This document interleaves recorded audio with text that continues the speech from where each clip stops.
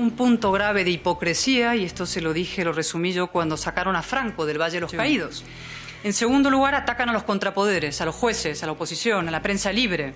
Es decir, en una fake democracia de este tipo hay contrapoderes en fachada, pero son de cartón piedra, son falsos. Y cuando oigan a un gobernante atacar a los jueces que investigan a sus amigos, aliados, socios, familias, sepan que están ante un aspirante autócrata. Y para acabar, quiero decir que esto es exactamente lo que vamos a hacer, cueste lo que cueste. Zapatero lo ha vuelto a hacer. Mientras millones de venezolanos lloran el fraude electoral más escandaloso de los últimos años, el expresidente español sigue al servicio del chavismo, encubriendo a Maduro y justificando lo injustificable. Pero aquí llega Cayetana Álvarez de Toledo para hacer lo que nadie más se atreve. En un discurso demoledor, ha dejado claro que Zapatero es un testaferro moral de la dictadura y que el socialismo español sigue la misma hoja de ruta que arrasó Venezuela. ¿Queréis ver el futuro de España si Sánchez sigue en el poder? Mirad Venezuela. Mirad la ruina, la corrupción, la represión y el éxodo de millones de personas. Eso es el chavismo. Y eso es lo que Zapatero lleva años protegiendo. Revienta el botón de me gusta, suscríbete y comenta qué opinas de la relación entre el PSOE y la dictadura de Maduro. Vamos con el discurso de Cayetana. Comunidad internacional, ¿cuál es el papel que tenemos? ¿Qué papel tiene España ahí? ¿Qué papel tiene la Unión Europea? Bueno, muy buenas tardes a todos y ante todo muchísimas gracias a la Fundación Reformismo 21, a Pablo por organizar este acto tan emocionante. Gracias a Valentina por moderar de alguna manera esta mesa, a Goiseder, al que tengo el placer de conocer hoy, y a nuestro portavoz, a Miguel Tellado, ¿no? Miguel es un hombre valiente y el valor es el atributo más importante, creo yo, de los seres humanos. Y yo además le quiero dar las gracias por partida doble, por concederme el honor de ser portavoz en la Comisión Constitucional, que es esta, y el segundo honor tan importante que es representar a mis compañeros al Grupo Parlamentario Popular en la más noble de las misiones, realmente, ¿no? Que es estar para ahí, para intentar asegurar unas elecciones libres en un país al que conozco, al que respeto, al que admiro tanto y que estoy segura que volverá a ser lo que una vez fue y muchísimo más de lo que una vez fue. Así que muchísimas gracias, Miguel.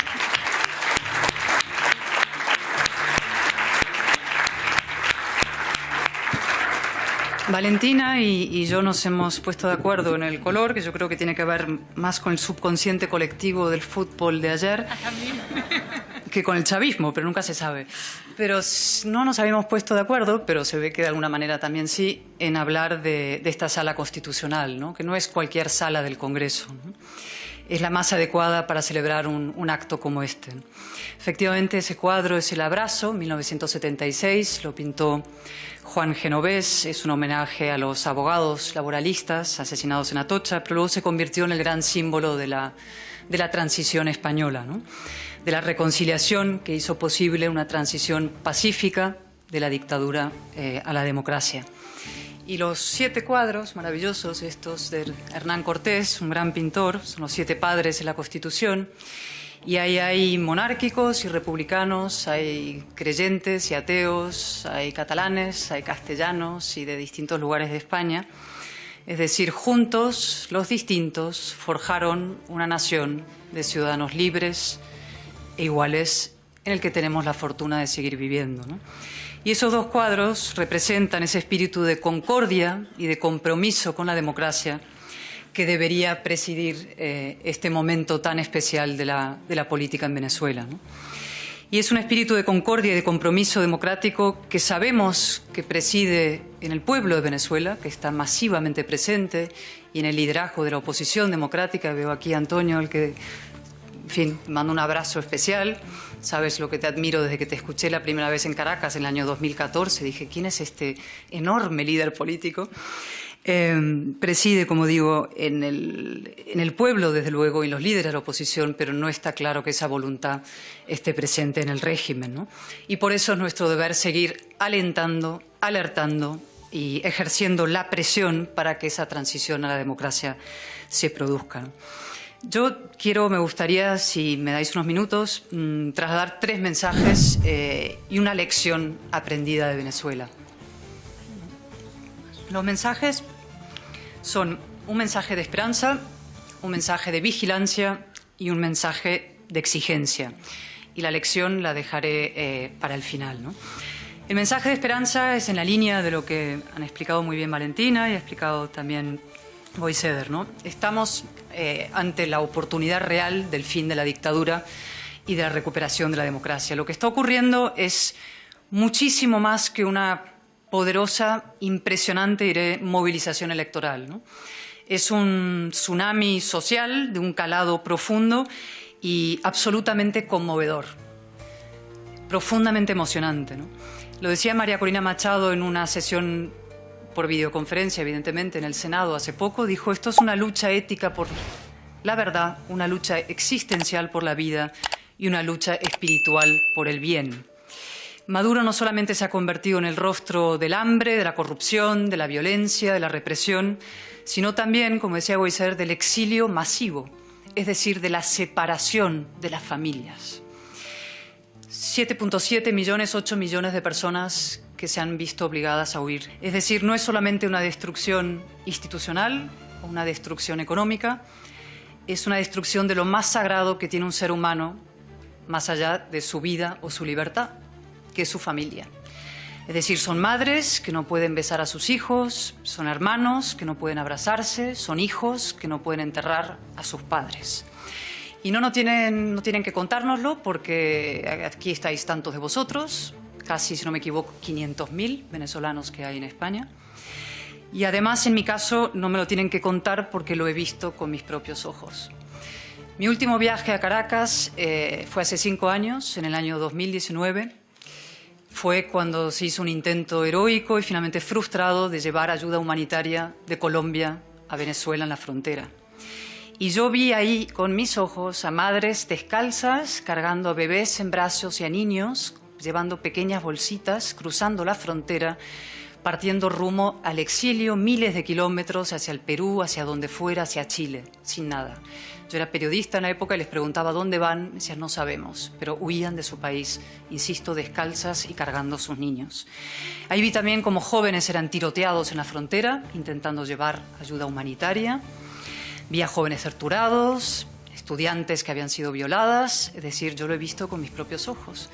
Y en un viaje posterior también vi, porque fui a verle a Leopoldo López en la cárcel, en Ramo Verde, no pude verle, no pude entrar a verle, pero sí vi su brazo a través de las barrotes de la cárcel y cómo me tocaba el alma llanera con su 4 desde ahí arriba y me decía: españoles, abran los ojos. Era cuando llegaba Podemos al poder. Es decir, yo lo he visto todo y eso fue hace 5 años y las cosas, como bien sabéis vosotros, han ido francamente a peor e incluso pueden ir a peor.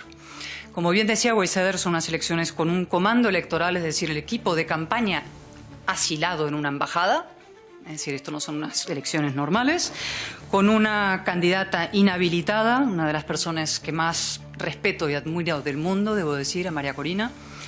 Y aprovecho, si no me equivoco, que está la hija de Edmundo González, Carolina, aquí presente, Carolina.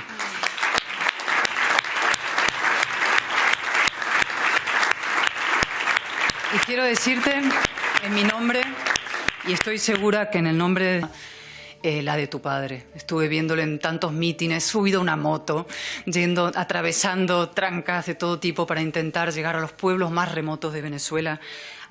Forman con María Corina un tándem absolutamente heroico y de verdad mi admiración. Así que primero, mensaje de esperanza. El segundo, de vigilancia, ¿no? La amenaza de fraude existe, por supuesto, pero lo tienen más difícil que en otras ocasiones y eso hay que subrayarlo y esto es muy importante. Vais a leer en periódicos que dicen de pronto hay polarización en Venezuela. No es verdad. En Venezuela no hay polarización. No hay 2 Venezuelas enfrentadas. Las hubo. En su día las hubo, dos Venezuelas enfrentadas, pero ya no. La diferencia está probablemente 80-20. 80 por la democracia, por la libertad, y un 20, si acaso, por el régimen, por el status quo. Es decir, los venezolanos ya se han reconciliado en su deseo de vivir en libertad. Falta que el régimen se reconcilie con esa realidad, la suma y la acepta. Y para eso es absolutamente esencial que extrememos la vigilancia, la presencia y la presión, ¿no? Hace poco Maduro rechazaba la presencia de observadores de la Unión Europea y el señor Borrell, hace unos días, pues emitió unas declaraciones diciendo que lamentaba mucho que el señor Maduro hubiera rechazado la observación, simplemente lamentándolo, ¿no? Y esa política de brazos caídos frente al régimen es en realidad una política de moral caída, ¿no? Y me recuerda mucho algo que denunció Mario Vargas Llosa, nuestro querido Mario Vargas Llosa, hace ya muchos años en un famoso debate con otro escritor, con Günter Grass. Él habló del racismo visceral de muchos europeos que aceptan y promueven para América Latina lo que jamás aceptarían para sí mismos. Y yo quiero decir que nosotros hemos luchado contra ese racismo visceral siempre, defendiendo para los venezolanos lo mismo que reclamamos para los españoles, es decir, un gobierno limitado, justicia independiente, sistema plural de partidos, medios libres, sociedad abierta. Y por eso lanzamos dos mensajes, ¿no? A la dictadura, que sepa que no va a contar con la indiferencia española como aliada, por lo menos no con la nuestra, y mucho menos con la connivencia. Que vamos a vigilar el proceso electoral, que vamos a denunciar cualquier intento de fraude, que vamos a acompañar el ineludible proceso de transición a la democracia y que lo haremos como se debe hacer, que es sobre el terreno. Y a los venezolanos, a vosotros, a ustedes, quiero deciros que España, y lo sabéis, es también vuestra casa, que os hemos recibido y lo seguiremos haciendo si hace falta con los brazos abiertos, pero que somos perfectamente conscientes de lo que vosotros queréis es volver a vuestra primera casa. La inmensa mayoría, con vuestras familias, hermanos, padres, ancianos, y que vamos a luchar para que podáis hacerlo en libertad y en seguridad, y que tenéis nuestro absoluto compromiso con ello. Tercer mensaje, y perdona que me extienda, es un mensaje de exigencia. A quien podemos exigirle aquí, que es evidentemente la Unión Europea, pero muy especialmente al gobierno español, ¿no? Los españoles, mi primera intervención parlamentaria en el año 2014, la primera que pude hacer, fue de hecho defendiendo la liberación de los presos políticos venezolanos, detenidos 50 matones al alcalde de Ledesma, ¿no? Y yo dije ahí algo que repito ahora, ¿no? Esa obligación nuestra con los venezolanos no se deriva solo de nuestros profundos vínculos históricos, culturales o biográficos, sino que son consecuencia de nuestra pertenencia a una misma comunidad moral, ¿no? La Constitución de Cádiz decía españoles de ambos hemisferios. Eso evidentemente no rige, pero sí rige, y más que nunca, lo de demócratas de ambos hemisferios. Y no hay fronteras morales en esa batalla, con lo cual tenemos una obligación hacia vosotros. Y quiero decir que el papel del gobierno socialista, y siento aquí ser la antipática, no ha estado a la altura. Ha habido una mezcla de desidia. La verdad es que no están moviendo un dedo en defensa de la democracia y de la transición en Venezuela. Un punto grave de hipocresía, y esto se lo dije, lo resumí yo cuando sacaron a Franco del Valle de los Caídos. Dije, durito con los dictadores muertos y blanditos con los dictadores vivos. Atrévanse con Maduro, ¿no? Y luego ha habido en algunas personas una complicidad inaceptable. Y me refiero al señor Rodríguez Zapatero, cuya relación de intimidad antidemocrática con Maduro es sencillamente inaceptable y una vergüenza. Y todo esto debe cambiar. Tiene que haber un cambio absoluto y total de política para que España vuelva a América Latina, pero vuelva en defensa, con una agenda profunda y completa de defensa de la democracia y la libertad. Y además con un apunte, también antipático, que es a las empresas con intereses en Venezuela, que son muchas, internacionales y también españolas, ¿no? Muchas de ellas han hecho negocio con la dictadura. Pan para ellos hoy y hambre y represión para millones de seres humanos. Y eso también ha de cambiar desde el entendimiento profundo de que no hay mejor inversión que la defensa de la democracia y de la libertad. Y ya para acabar, una última lección que creo que es importante también para los españoles, ¿no? Que hemos aprendido de vosotros de la lección venezolana, ¿no?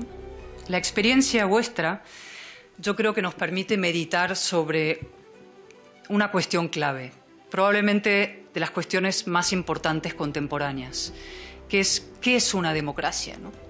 Y cómo se destruyen las democracias, y por tanto cómo hay que defenderlas.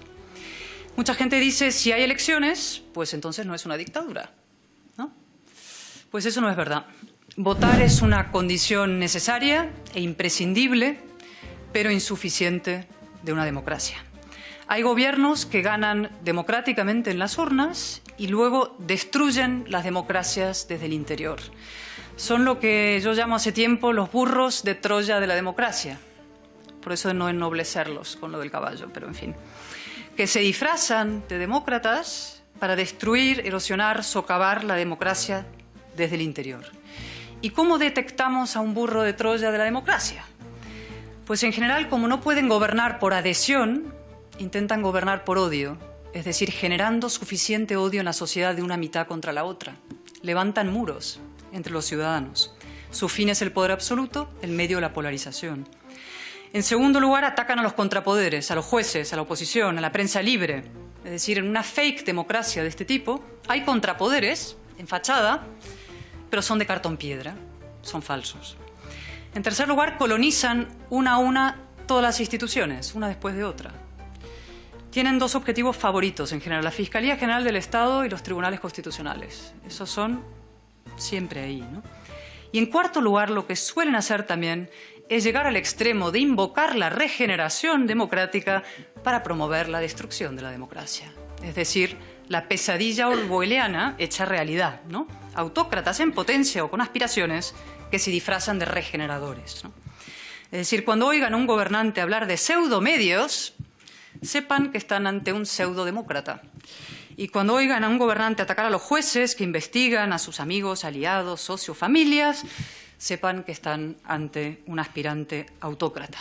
Y frente a eso, la lección venezolana profunda es que hay que hacer desde el minuto uno como los artificieros, lo que en España llamamos los TEDx, que son los que levantan las palabras para detonar el explosivo que traen debajo, ¿no? Diálogo, paz, calidad democrática, ¿no? Entonces hay que levantar esa palabra y ver qué hay en realidad debajo, ¿no?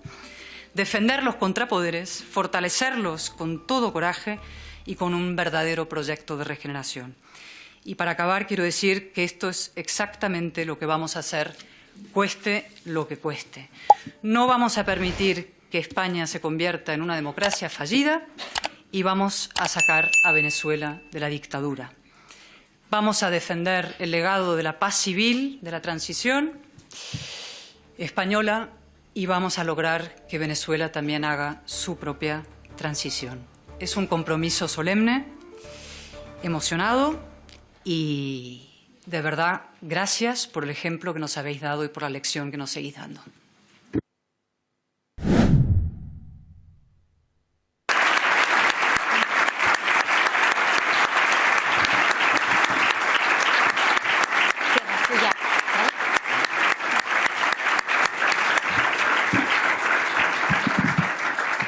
Muchas gracias, Cayetana, y gracias. Efectivamente, una cosa que no había dicho es que estaba Carolina con nosotros, que es una suerte, y muchas gracias por